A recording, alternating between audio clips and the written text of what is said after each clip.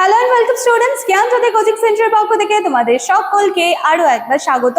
আলোচনা করব আজকে আমরা ঐতিহ্যগত ও গঠনবাদী শিক্ষা নিয়ে।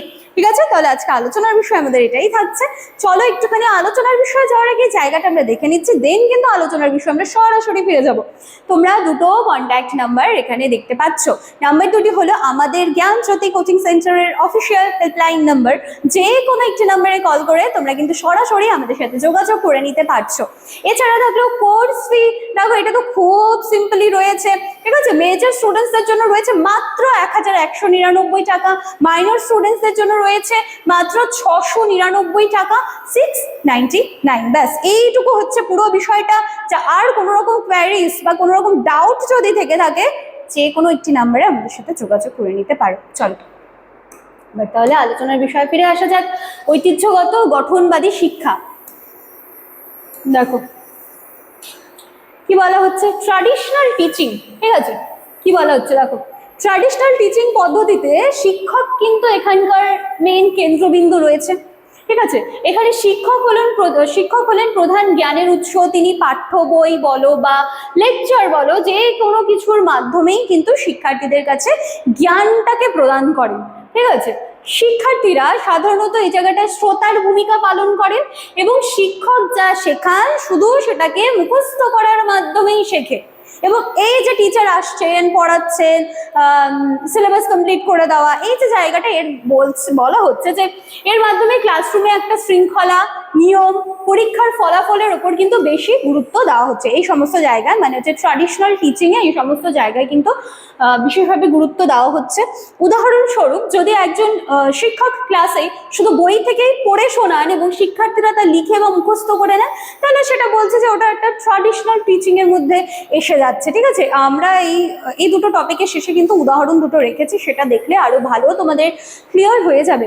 এরপরে রয়েছে কনস্ট্রাকটিভিস্ট টিচিং, যেটাকে কিন্তু গঠনবাদী শিক্ষা বলা হচ্ছে। এখানে দেখো, এখানে আবার পদ্ধতি আলাদা। এখানে বলা হচ্ছে শিক্ষার্থীকেই শেখার কেন্দ্র হিসেবে ধরা হচ্ছে।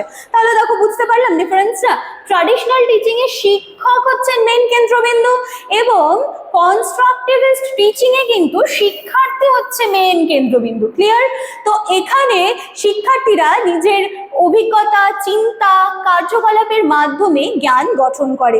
শিক্ষক এই ক্ষেত্রে শুধু নির্দেশক বা সহায়কের ভূমিকাটাই পালন করবেন বা তিনি নির্দেশ দিয়ে দেবেন।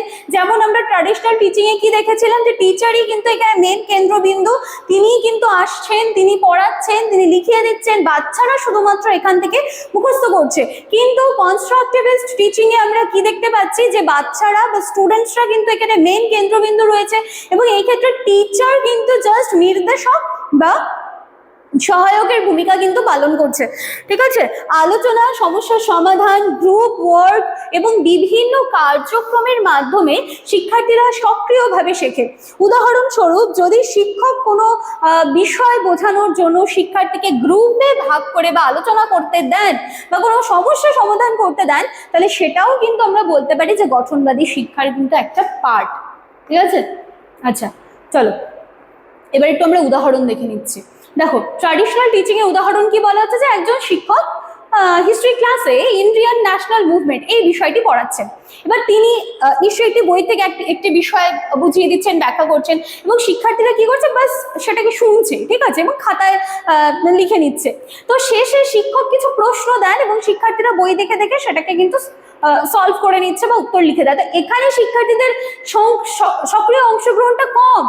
তারা কিন্তু সেই জায়গাটা কিন্তু জিজ্ঞাসা করতে পারছে না যে আচ্ছা এটা তো পড়ানো হলো, এখান থেকে এই জায়গাটা কি হবে বুঝতে পারছে না, বা এটাকে যদি অ্যান্সারটাকে যদি আমি এভাবে লিখি, তো এই জায়গাগুলো কিন্তু পাচ্ছে না। জাস্ট তাদেরকে পড়ানো হচ্ছে, সেটা খাতায় নিয়ে লিখে নিচ্ছে। তো এটাই কিন্তু হচ্ছে ট্র্যাডিশনাল টিচিং। ঠিক আছে, আর কনস্ট্রাকটিভিস্ট টিচিং এ আমরা কি দেখতে পাবো, যে ওই ধরো ইন্ডিয়ান ন্যাশনাল মুভমেন্ট পড়ানো হলো, এবার পড়ানোর সময় শিক্ষক শিক্ষার্থীদেরকে কয়েকটা ছোট ছোট গ্রুপে ভাগ করে দিচ্ছে। ঠিক আছে, প্রত্যেকটা গ্রুপে একটি করে আন্দোলন নিয়ে আলোচনা হবে। ধরো যে কোথাও স্বদেশী আন্দোলন নিয়ে আলোচনা হচ্ছে, বিভিন্ন ধরনের আন্দোলনগুলো রয়েছে সেগুলো নিয়ে আলোচনা হচ্ছে এবং শিক্ষার্থীরা নিজেদের মধ্যে আলোচনা করবে। বলে দেওয়া হলো যে চলো আমি 4টা গ্রুপ করে দিচ্ছি, 4টা গ্রুপে আমি 4 রকমের আন্দোলন দিয়ে দিচ্ছি বা 4টা গ্রুপকে আমি সেম আন্দোলন দিচ্ছি, তোমরা এবারে গ্রুপ ওয়াইজ কাজ করো, কে কত ভালো এই আন্দোলন সম্পর্কে তথ্য সংগ্রহ করতে পারছো, তো সেটা কিন্তু অ্যাট লাস্ট দেখা হবে আর কি, ঠিক আছে। তো এবং সেটা সবার সামনে পরে হচ্ছে প্রেজেন্ট করা হবে।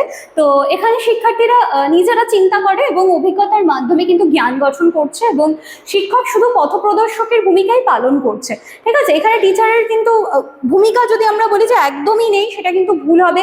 এখানেও কিন্তু টিচার মেইন পার্টটাই প্লে করছে, তিনি কিন্তু পথ দেখিয়ে দিচ্ছে যে চলো তোমাদেরকে আমি বলে দিচ্ছি যে এভাবে করতে পারো, ঠিক আছে। কিন্তু আগের যে আমরা ট্র্যাডিশনাল টিচিং দেখলাম সেখানে কিন্তু দেখছি যে পুরোপুরি সেটা টিচার নির্ভর হয়ে যাচ্ছে। তো এই হচ্ছে ডিফারেন্স, এই হচ্ছে বিষয়। আমি কিন্তু বলবো যে এই যে দুটো জায়গা রয়েছে, এই যে দুটো টিচিং রয়েছে, তোমরা কিন্তু এটার পার্থক্যটা একটু ভালো করে দেখে যাবে, ঠিক আছে। তো চলো আজকের ক্লাস বা আলোচনার বিষয় আমি এখানেই শেষ করছি, দেখা হচ্ছে আবার নেক্সট দিনের ক্লাসে। Thank you.